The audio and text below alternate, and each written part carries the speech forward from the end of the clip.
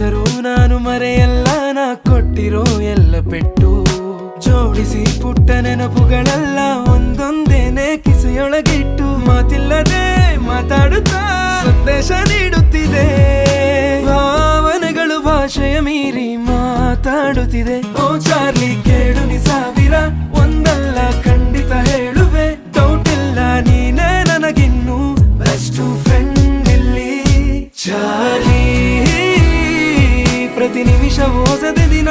ಖುಷಿಯ